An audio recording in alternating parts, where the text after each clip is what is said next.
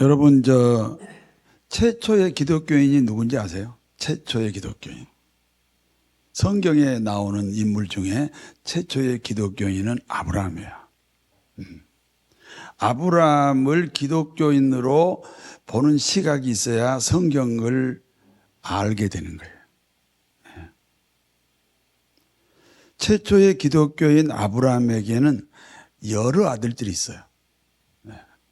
우리는 보통 2명이라고 생각하지만 10명이에요, 10명.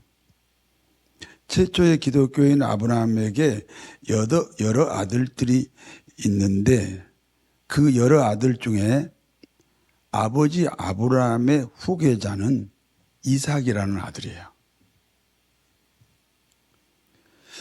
아브라함의 후계자라는 것은 신앙의 계승자를 가리켜요. 그러므로 아브라함의 후계자 이삭은 아버지 아브라함처럼 기독교인입니다. 그리고 기독교인 이삭에게는 쌍둥이 아들이 있어요. 이삭의 쌍둥이 아들 중 둘째 야곱이 아버지 이삭의 계승자가 됩니다. 신앙의 계승자가 되는 거예요. 그래서 예수님의 족보가 되는 거예요. 그러니까 야곱이 기독교인이에요. 야곱은 아버지 뒤를 이어 기독교인이 되는 순간 고향을 떠나게 됩니다. 모든 기독교인은 자기 신앙을 지키기 위해서 고향을 떠나야 돼요. 고향에 살면서 신앙을 지키려면 모든 인간관계를 차단해야 돼요.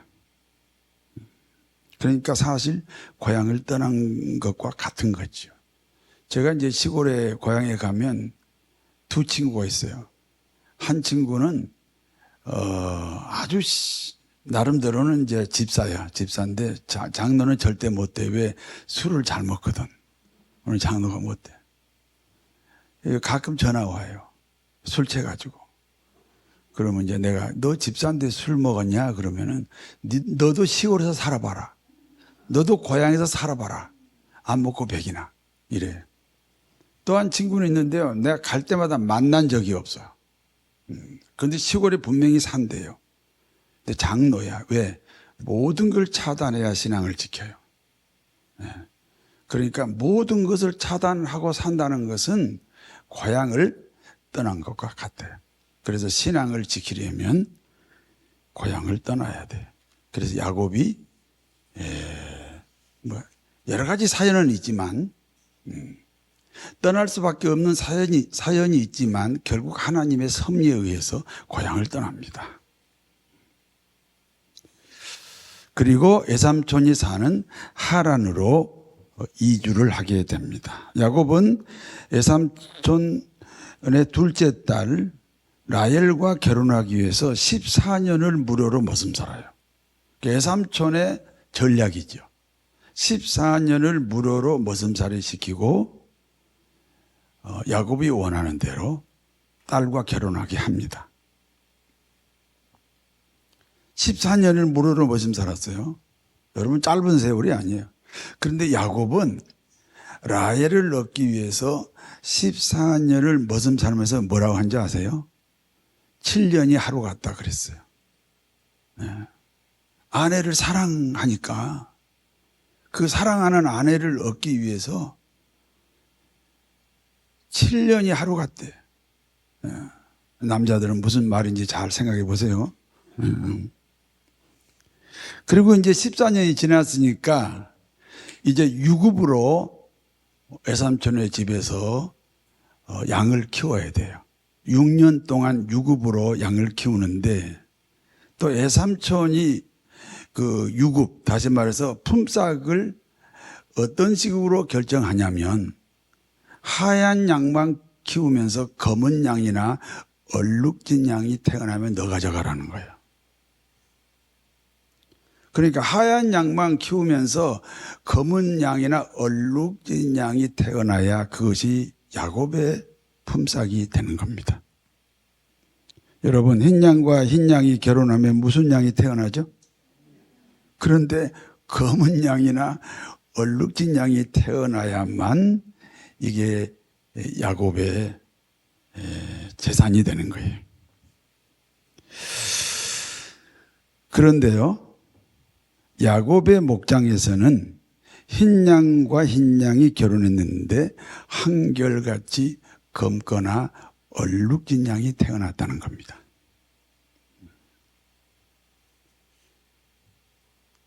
우리가 사는 시대는 어떤 세상입니까? 흰 양과 흰 양만 키우면서 검거나 얼룩진 양이 태어나야 살아남는 시대예요. 불경기 시대라는 겁니다. 호경기가 올까 하는 기대하면 안 돼요. 점점 세상은 불경기가 됩니다. 저는 그와 같은 시대를 1995년경 미국에서 박사 논문을 쓸 때 이미 그 내용이 그 논문 안에 들어가 있어요. 절대로 호경기는 오지 않는다. 왜냐하면 문명이 발달하고 과학이 발달하잖아요. 그러면 그 문명이 발달하고 과학이 발달, 그 발달의 혜택을 누리려면 소비가 많아야 돼요. 소비가 수입을 능가해. 그래서 절대 호경기는 없다. 그렇습니다. 하나님의 은혜, 하나님의 초자연적인 축복이 필요한 시대예요. 야곱이 흰 양만 키우면서 검은 양이나 얼룩진 양이 태어나야 야곱의 품삯이 되는 그런 시대예요. 정말 하나님의 특별한 은혜, 하나님의 초자연적인 축복이 요구되는 시대가 우리가 사는 시대라는 겁니다. 그런데 야곱은 하나님의 은혜, 하나님의 초자연적인 축복으로 흰 양만 키우는데 새끼들은 다 검거나 얼룩진 양이 태어났어요. 이게요, 가능한지 안 가능한지 생물학자한테 물어보니까 가능하대요.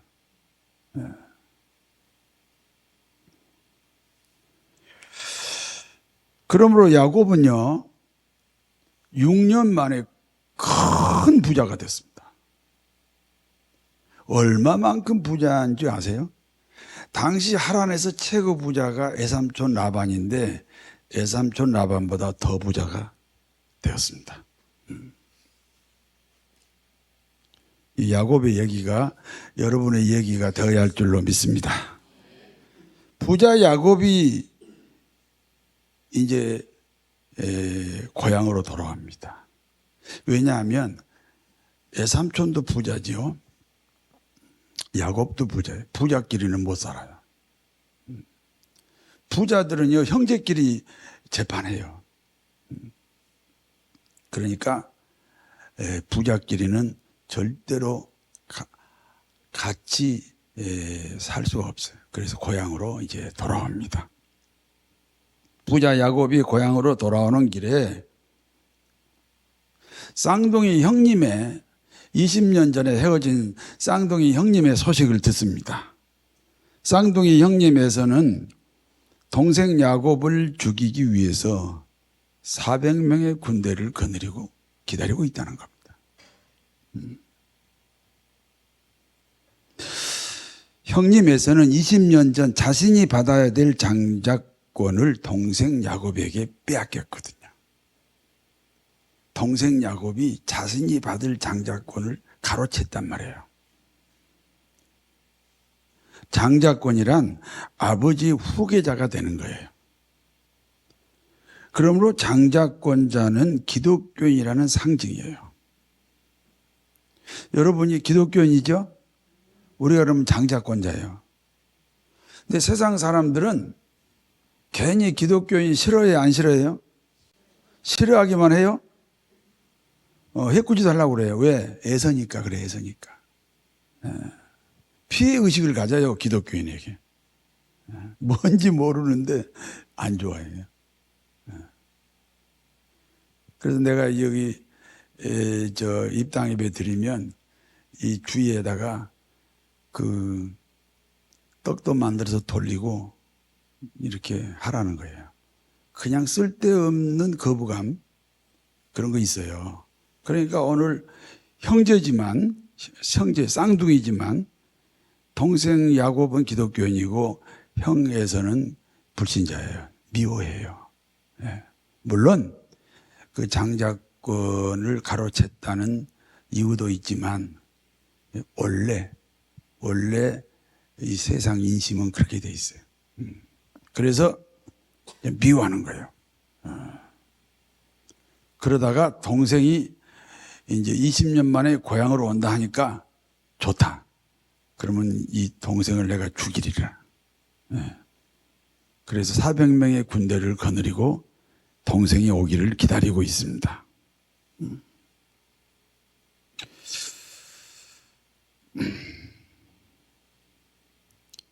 그러니까 야곱 입장에서는 절체절명의 위기가 왔습니다. 야곱의 입장입니다. 장자권 복을 받은 후 고향에서 쫓겨났지요. 외삼촌 라반에게 14년 동안 착취를 당했습니다. 그리고 6년 동안 하나님이 초자연적인 축복을 했습니다. 천신만고 끝에 얻은 축복이지요.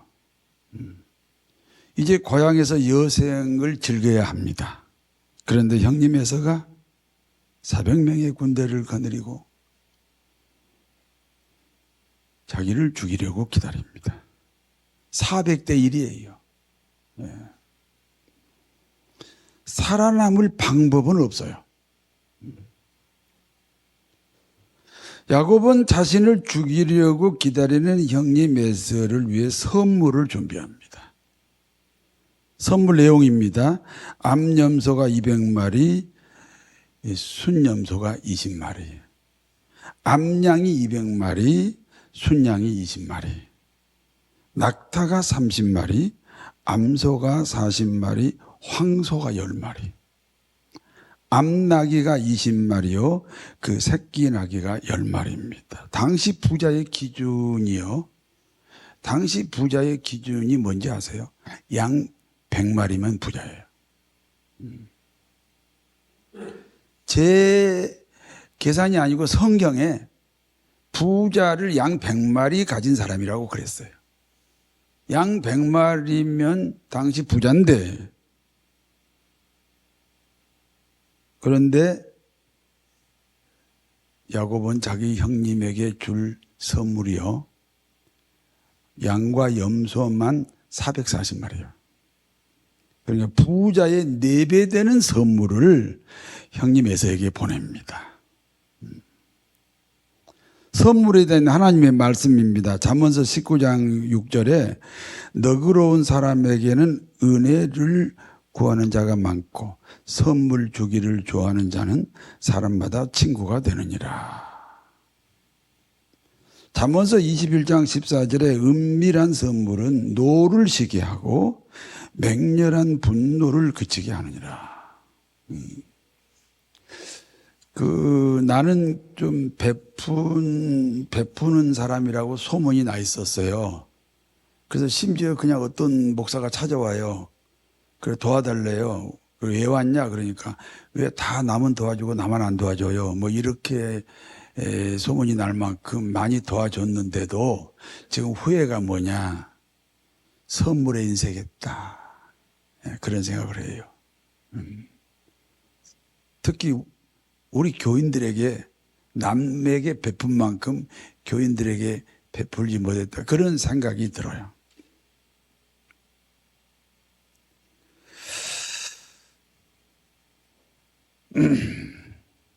그러니까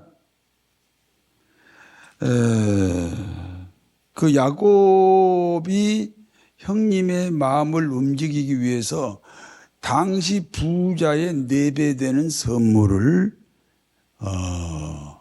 형 에서에게 보내잖아요.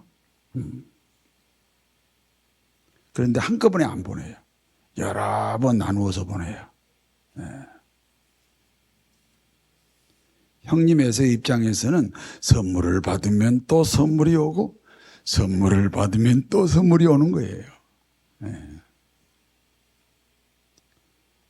그러므로 야곱은 형님 에서의 노를 시게 하고 맹렬한 분노를 멈추게 하겠다는 그 목적으로 선물을 보내는 거야.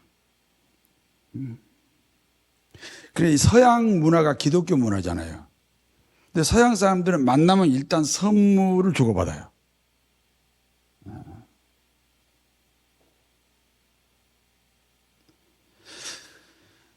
부자의 4배 되는 선물을 형 에서에게 보내고 그리고 가족도 다 먼저 보내버려요. 그리고 야곱은 홀로 야복강의 언덕에 홀로 남아서 기도합니다. 밤을 새워서 기도합니다. 철야 예배를 누가 만들었냐? 야곱이 만든 것 같아요. 야복강에서 철야 기도회를 합니다. 야곱은 홀로 남았더니 어떤 사람이 날이 새도록 야곱과 씨름하다가 자기가 야곱에게 이기지 못함을 보고 야곱의 허벅지 관절을 치매 야곱의 허벅지 관절이 그 사람과 씨름할 때 어긋났더라. 야곱이 홀로 남아 어떤 사람과 밤을 새워 씨름했다는 것은 무슨 의미입니까? 기도했다는 거예요. 씨름 기도. 기도는 씨름하듯이 해야 돼요. 누구에게 기도했나요? 하나님이에요. 그러므로 어떤 사람은 하나님을 가리키고 있습니다. 야곱이 하나님께 철야 기도하는 내용이 무엇입니까? 여러분 짐작이 가잖아요. 무엇을 놓고 밤을 새워서 야곱이 하나님께 기도했겠어요? 형님이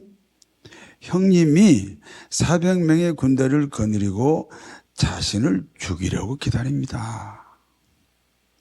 이와 같은 사실은 야곱이 겪고 있는 현실입니다. 다시 말해서 원치 않는 야곱의 환경입니다. 그러므로 야곱은 자신이 겪고 있는 이와 같은 환경을 바꾸어 달라고 하나님께 기도하는 거예요. 더 구체적으로 말하면 형님에서의 마음을 바꾸어 달라고 기도하는 거예요. 여러분에게 질문합니다. 우리 기독교인이 하나님에게 이것저것 달라고 기도할 자격이 됩니까? 아니 고개 들고 대답해봐요. 우리 하나님 이것 주세요 저것 주세요 우리가 그럴 자격이 있나요? 왜 없어요? 그럼 맨날 기도하세요. 근데 왜? 자 보세요. 이 질문에 답하기 전에 다른 질문을 하겠습니다. 어떤 아들이 아버지로부터 1천억 상속받았어요.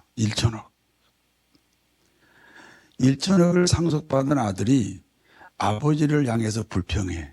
10만 원 용돈 안 준다. 그리고 불평해. 그러면 정당한 불평이에요? 잘못된 불평이에요? 예. 잘못된 불평이죠. 우리 기독교인을 향해 하나님이 치르신 희생이 뭐예요? 자신의 죽음이에요. 1천억이 아니에요. 자신의 죽음이에요. 다시 말씀드립니다. 하나님은 우리에게 자신의 목숨을 우리 죄값으로 내어주셨어요. 그와 같은 사랑을 받은 우리가 무엇을 달라고 할 수 있는지 그런 질문이에요. 할 수 있어요 없어요? 아니 하나님이 야 나는 너한테 목숨까지 바쳤어. 그런데 뭐 달라고 그래? 이렇게 하나님이 우리를 향해서 말씀하실 수 있어요 없어요? 그러니까 기도하면 돼요 안 돼요? 뭐 달라고 기도할 수 없어요. 자격이 없어요. 아니, 예수 안 믿으면 뭐 기도할지 모르지만 아니 내가 너를 위해서 죽었어. 그런데 뭐 더 달라고 그래? 말이 됩니다.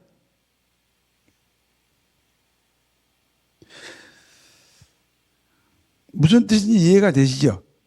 이해가 안 되면 계속 설명해야 돼요. 다 이해가 되죠? 한 1천억 상속받은 아들하고 비교해봐요.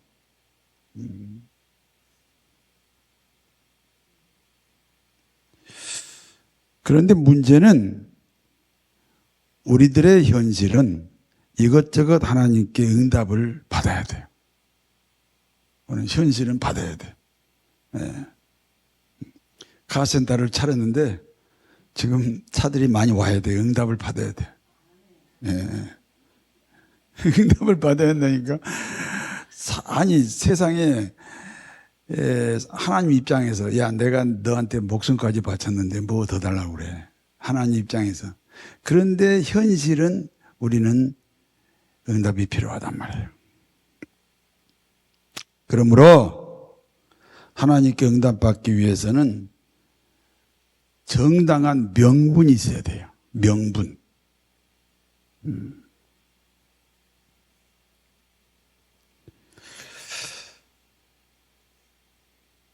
하나님을 꼼짝 못하게 하는 명분이 있어야 돼요.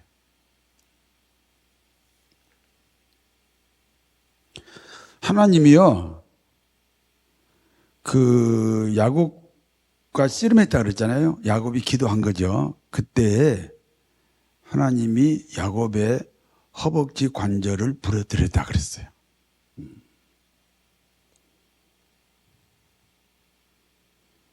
야곱이 부러졌어요. 옛날 성경은 환도뼈가 부러졌다. 허벅지 관절이 부러지면 걷지도 못해요. 하나님은 어떤 사람을 가장 이기지 못하는지 아세요? 하나님이 절대로 이기지 못하는 사람이 누구예요? 부러진 사람이에요. 그러므로 야곱은 하나님과 씨름해서 이겼어요. 창세기 32장 28절 말씀에 하나님이 야곱이 하나님과 씨름해서 이겼다 그랬어요. 왜요? 왜요 이겼어요? 뭐 했기 때문에? 따라서 하나님은 부러진 사람을 이기지 못하신다.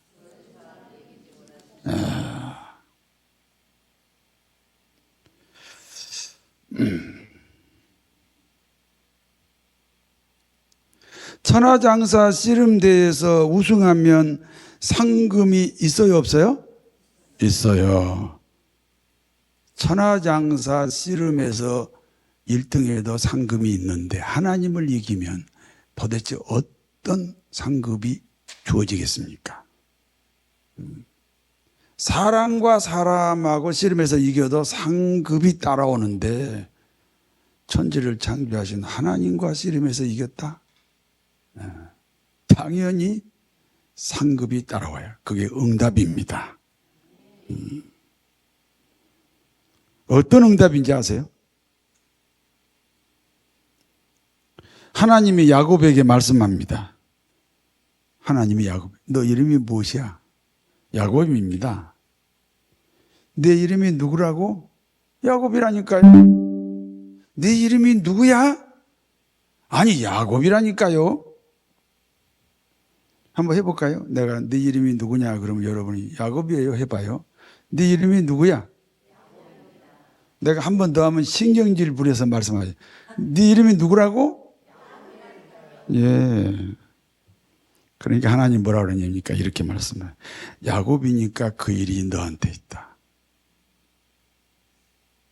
세상 천지의 쌍둥이 형님이 쌍둥이 동생을 죽이려고 400명의 군대를 거느리고 너를 기다리는 그와 같은 환경이 너 말고 또 있냐? 너니까 그 일이 너한테 있다. 예.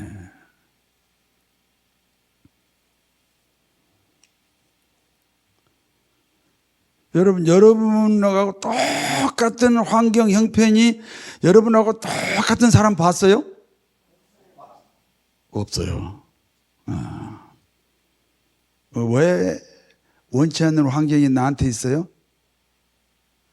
나니까 그 일이 너한테, 너니까 그 일이 너한테 있다. 너를 바꿔야지. 이 자꾸 형님 바꿔달라 그래. 너 바꿔야지. 예. 그래서 하나님이 너 다시는 야곱이라 부르지 마라. 이스라엘이라고 부르라. 육신의 사람을 영적 사람으로 바꾸는 거예요. 육신의 강봉열 씨를 영적 강봉열 씨로 바꾸는 거예요. 그 작업이 그렇게 힘드네요. 병원도 막하고.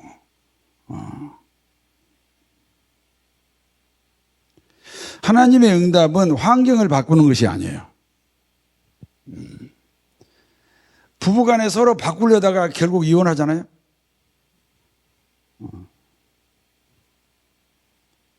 아니에요. 나를 바꿔야 돼.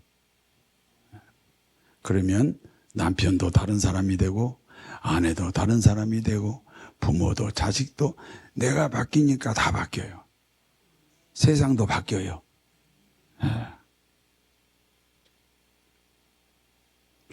절대로 하나님은 환경을 안 바꿔요. 환경을 바꾸면요 세상이 막 질서가 무너져 버려요. 그래서 그렇게 응답할 수가 없어요.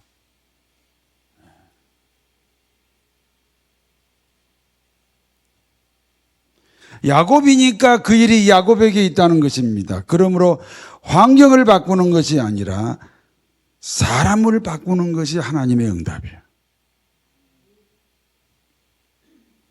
형님에서는 누구를 죽이려고 기다리죠? 야곱을 죽이려고 기다려요. 그런데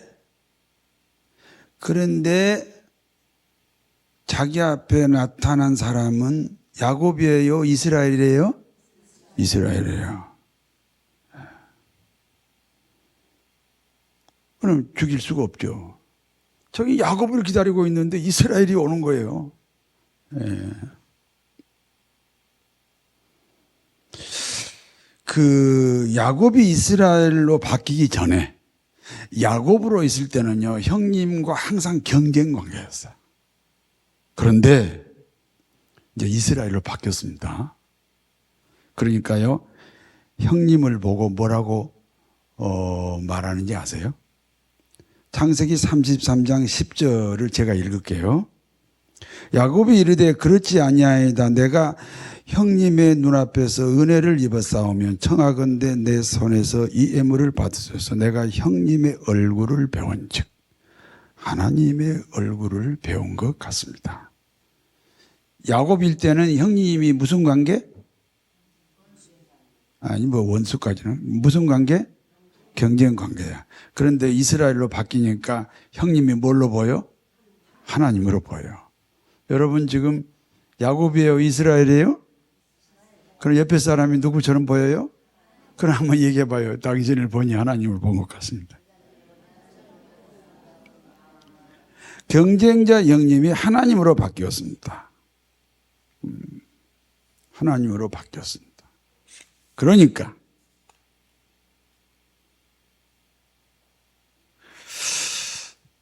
이 죽이려고 했던 형이 보호자로 바뀌어요. 창세기 32장 12절에 보니까 내가 너의 보호자가 되리라. 보디가드가 되리라. 죽이려고 기다리던 형님이 이제 보호자가 되는 거예요. 하나님을 이겨야 응답받습니다.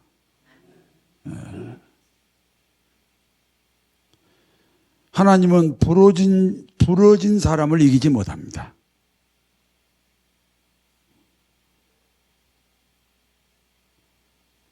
부러져야 또 하나님의 통치가 이루어지잖아요. 하나님의 응답은 환경 바꾸기가 아닙니다. 너를 바꾸는 것이 하나님의 응답입니다. 야곱이 이스라엘이 되는 것처럼 우리 모두는 새로워진 나, 다른 내가 되어서